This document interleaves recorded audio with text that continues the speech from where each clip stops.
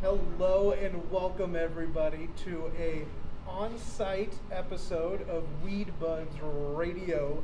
I am here at the grand opening of Curaleaf in Ellsworth, Maine, and I'm really excited. First of all, you have never been hosted at a dispensary until you've been hosted by my friend Bobby here. It's good to hear. Oh man, thank you so much, brother. Bobby here what is your role here at Curaleaf, Bobby? I am the assistant manager here. The assistant manager. Yeah. And Bobby has a wealth of cannabis knowledge.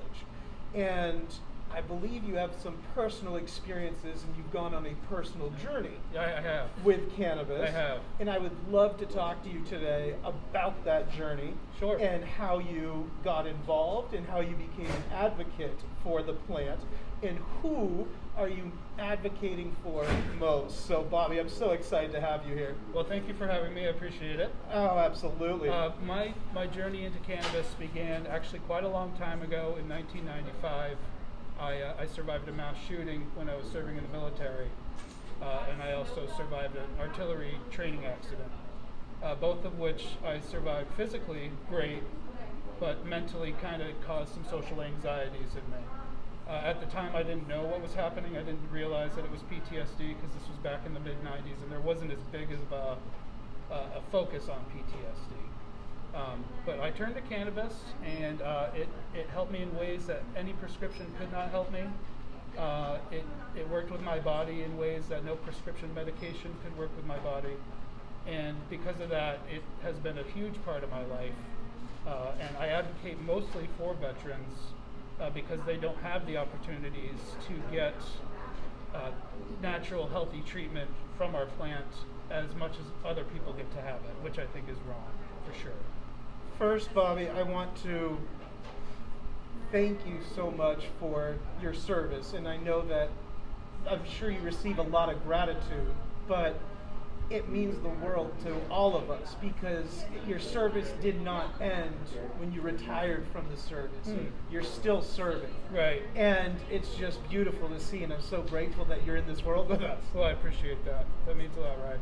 So I want to talk about leaving the service and what that transition was like, because so many individuals, it's hard enough. There's experiences that I can't even imagine that you all share. Yeah. But I also feel like in any profession, transitioning out of something that has become a part of you, that has to also be a challenge. So I would just love to talk about that. For me, it was exceptionally difficult because I was airborne infantry. So that's essentially just jumping out of planes and working with weapons. The civilian life, really the only things you can do off of that are, law enforcement, things of that nature. That type of training sets you up for in civilian life. On top of that, I was a cannabis user. So all of those options were out of the table for me. I didn't want to get into law enforcement. I had no desire.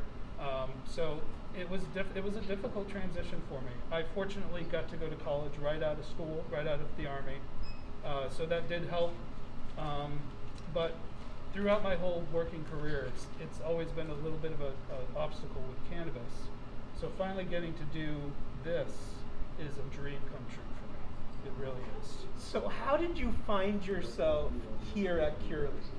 Actually, I tried to get into the field for quite a while, which would be something that I would tell people if they're trying to get into the field, don't give up, because it is tough to get into.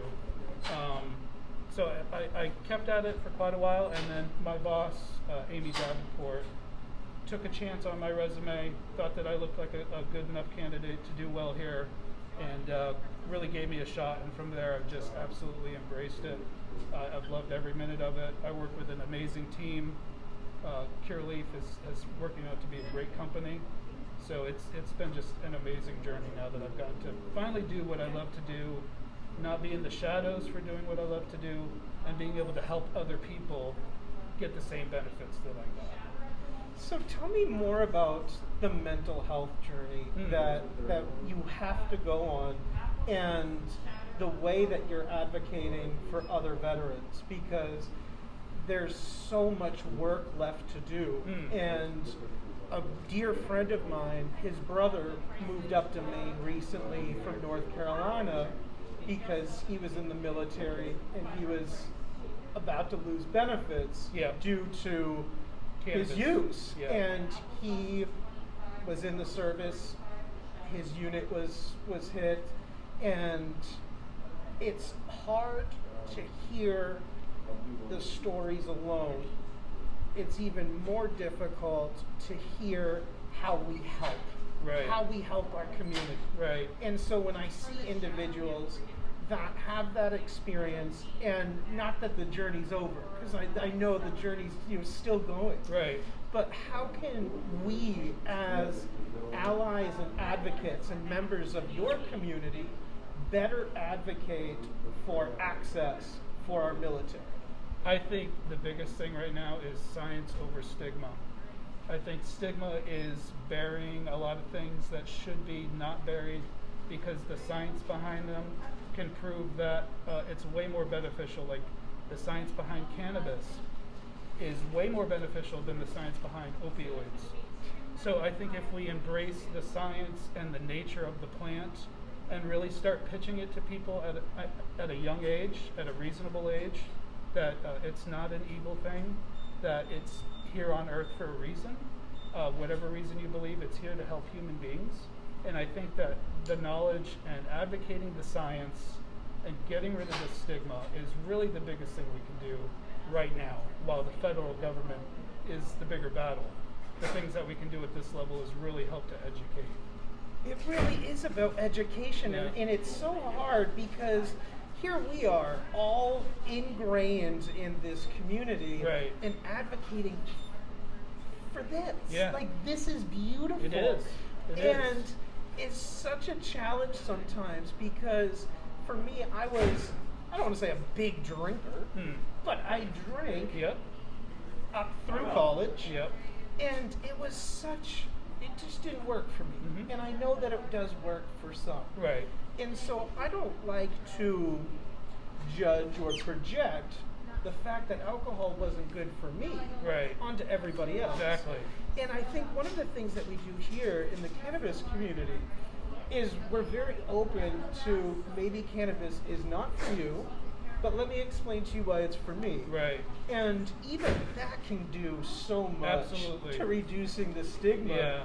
Because I think when people see individuals like yourself that are just sharing love with the community, how can cannabis be that bad? How can you hate it? How can it be that bad if we have individuals like yourself here? So I'm just so fascinated, and I'm curious how we can help amplify these stories, because it's going to be the only way. If people need to see it time and time again before they will even open up to a product like CBD.